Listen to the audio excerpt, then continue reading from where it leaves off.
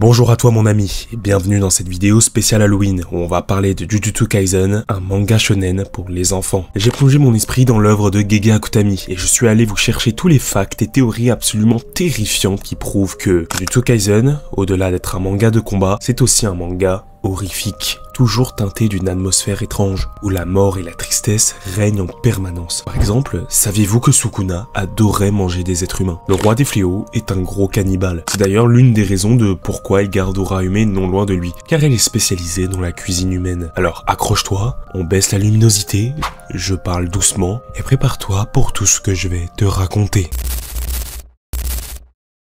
Avant d'attaquer les théories un peu sombres, j'aimerais vous partager quelques facts pour vous mettre dans l'ambiance. Déjà, saviez-vous que Ogi Zenin, le père de Maki, a exécuté de sang-froid 8 de ses filles pour gagner le respect des hauts gradés? Ça prouve à quel point le clan Zenin est impitoyable et rempli d'êtres sordides. Mais c'est pas tout. Koji, lorsqu'il était enfant, était jeté dans le puits à fléau, où il était souvent laissé là pour plusieurs heures, voire jours. C'est d'ailleurs comme ça qu'il a eu sa cicatrice. Tant qu'on parle de famille, rappelons que Yorozu dans le corps de la sœur de Megumi, donc Tsumiki, a voulu, je peux pas dire ce mot, faire des dingueries avec Sukuna, alors que celui-ci était dans le corps de Megumi. Si vous êtes déjà déstabilisé, on n'est même pas à 2 minutes de vidéo. Donc si vous êtes sensible, je vous incite à laisser votre like et partir. Sur ce, continuons un peu notre listing de facts horribles dans Jujutsu Kaisen. Kenjaku, c'est un malade mental. Le mec a mis enceinte 9 fois une femme pour créer les embryons maudits. Et encore pire, il a pris le corps de la mère d'Itadori pour concevoir Yuji, sans que son père s'en rende compte. Tout ça pour que plus tard, Yuji mange ses frères pour gagner en puissance face à Sukuna. Et d'ailleurs, saviez-vous que Sukuna était inspiré d'une histoire vraie? Un jour, 4 hommes reçurent une boîte de la part d'un prêtre, qui leur a formellement interdit de l'ouvrir avant son arrivée. Sauf que, vous le savez, en tant qu'être humain, interdire ne fait que donner envie. Et ces 4 hommes finiront par l'ouvrir, découvrant avec horreur une momie siamoise à 2 visages, 4 bras et 4 jambes. Le prêtre arrivera et récupérera alors la boîte. Et dira que maintenant, ils sont maudits et ne vivront pas une longue vie. Et devinez quoi? Quelques jours plus tard, ils seront tous retrouvés morts, sauf un qui a fini à l'hôpital psychiatrique. Mais ce n'est pas tout. L'homme qui a écrit cet article est lui aussi retrouvé sans vie le lendemain de sa publication. Mais d'où venait la momie dans la boîte? La légende raconte que tout part d'un chef de secte, Tengoku, qui avait comme passe-temps d'acheter des jumeaux siamois et d'enfermer ces derniers dans des pièces pendant plusieurs jours, en compagnie d'autres personnes avec des difformités. Et pourquoi faire? Il les laissait s'entretuer et revenait uniquement quand il ne restait qu'un seul et unique survivant. Et ce jour-là, le survivant fut un jumeau siamois. Pour le récompenser, Tengoku le momifia et le mit dans une boîte. Mais attendez, cette boîte, il va la transporter partout avec lui. Et étrangement, à chaque endroit où il l'amènera, une catastrophe naturelle se produira. On voit très clairement l'inspiration pour Sukuna. Juste le dernier point me fait beaucoup penser au fait qu'il est considéré comme une catastrophe naturelle, un peu comme cette boîte. Maintenant que ces petites histoires et facts nous ont mis dans le bain, parlons des fléaux, qui,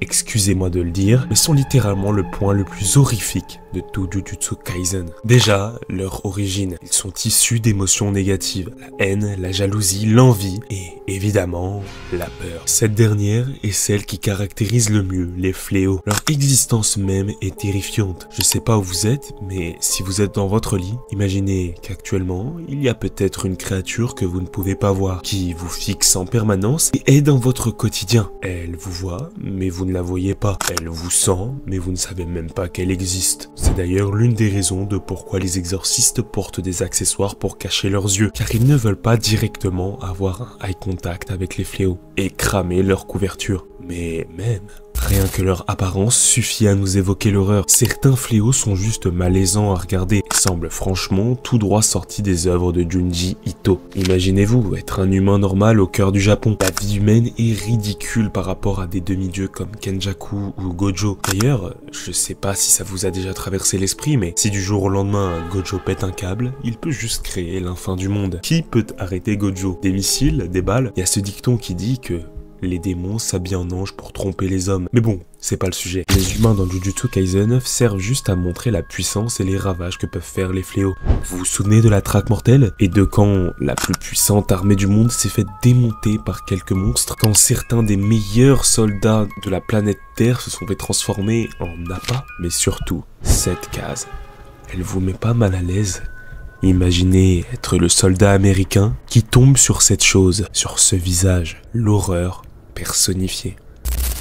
Mais comme je l'ai dit au début de la vidéo, on va aussi parler de théories. Et il y en a une sur Rika qui est absolument terrifiante, limite malaisante et qui va changer totalement la vision que vous aurez du duo Yuta et Rika. Attention, si vous êtes sensible à tout ce qui touche de près ou de loin à la maltraitance et aux V-words, c'est votre dernière chance de quitter cette vidéo. Rika Horimoto. Je vais même pas vous parler de sa forme reine des fléaux, mais bien de sa forme enfant. Parce que Gege, il y a un truc qu'il aime bien faire, c'est dessiner des petites pages où il nous explique des facts. Des choses plutôt légères en fait. Comme, oui, Gojo dort 4 heures par nuit. Rika, si vous voulez savoir, l'un des facts sur elle, c'est que sa grand-mère la soupçonne d'avoir tué ses parents. Rien que ça. Cette enfant, je vous le dis, elle est pas normale. Je vous propose donc de lire cette page avec une traduction de ma part. Rika Horimoto.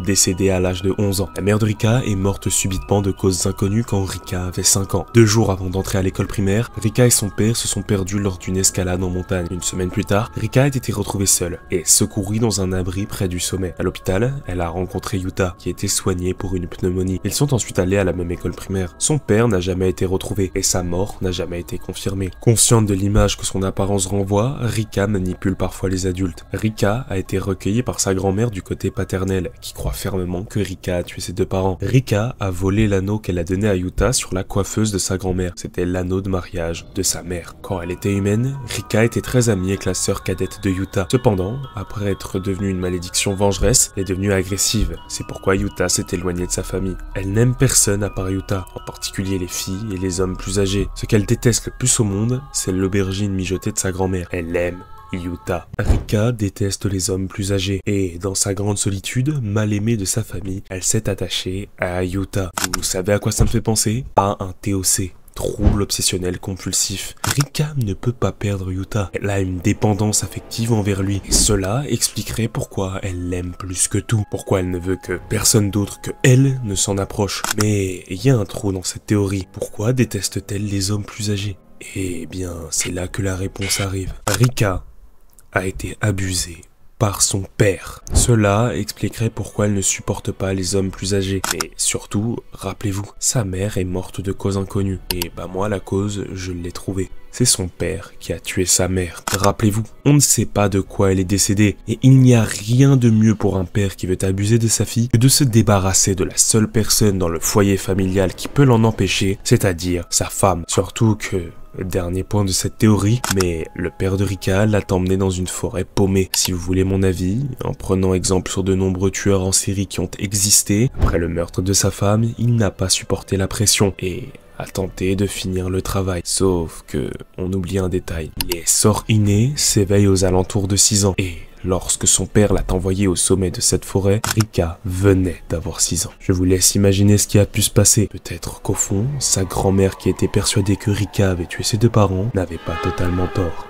Je trouve cette théorie dérangeante, presque malaisante. Je vais être honnête, quand je vois l'horreur omniprésente dans l'œuvre de Gege, je ne peux pas m'empêcher de me dire qu'il n'a pas pensé à ça. Il y a trop de signes. Maintenant, en guise de conclusion, j'aimerais vous parler de Kenjaku, qui pour moi est le personnage le moins humain de Jujutsu Kaisen, le plus terrifiant. Imaginez-vous, vous marchez dans la rue et soudain un homme vous assomme. Vous vous réveillez sur une table d'opération et Kenjaku apparaît. Il commence à utiliser son sort sur vous, puis vous êtes piégé. Maintenant, vous êtes toujours conscient certes, mais vous n'avez plus aucun contrôle sur votre corps, sur votre âme. Vous êtes forcé de vivre à travers quelqu'un d'autre. Vous êtes toujours là sans être là, toujours conscient alors que quelqu'un d'autre contrôle ton corps. Un peu à la manière des Cordyceps dans The Last of Us. Essayez de visualiser, devoir assister à votre propre corps être parasité, devoir assister au meurtre de gens que vous aimez de la main de votre propre corps, et vous ne pouvez rien y faire. Vous êtes juste condamné à regarder et subir cette torture. Si ça se trouve, vous ne le savez pas, mais peut-être que actuellement, votre corps ne vous appartient déjà plus, et que quelqu'un d'autre regarde cette vidéo à votre place, qui sait. Sur ce, merci d'avoir regardé cette vidéo mon gâté, c'était la spéciale Halloween. Halloween, je change de ton pour la fin parce que on a exploré des trucs bien sombres. Abonne-toi si t'as kiffé, je t'attends sur Discord et Instagram. Passe une super nuit d'Halloween et fais attention à toi car les fléaux ne sont jamais bien loin.